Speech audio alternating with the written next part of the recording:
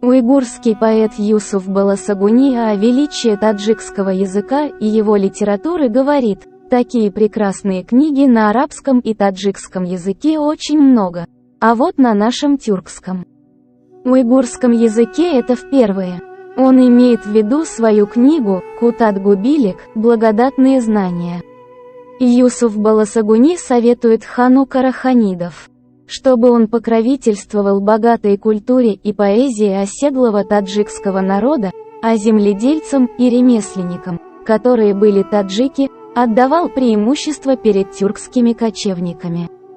В другом месте Баласагуни говорит, что книги, написанные на таджикском языке, являются основным источником для получения знаний среди тюрков.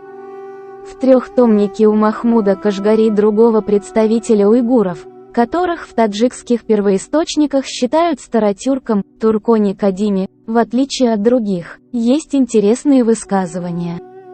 В частности, он говорит: «Среди всех тюрков мой род является благородным.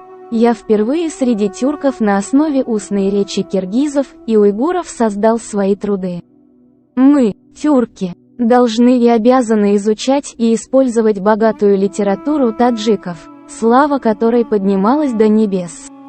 Давайте прислушиваемся к его высказыванию. На основании устной речи этих народностей, киргизов, уйгуров, он создал свои труды, а письменности у тюрков тогда не было. Не зря Махмуд Кашгари говорит: без тата, таджика не бывает тюрка. Подобно тому, что без головы не существует головного убора. Такое цитирование можно продолжить до высказывания узбекского поэта Гафура Гуляма, который говорил: «Они друг другу приходятся устодами, учителями и шогирдами, учениками».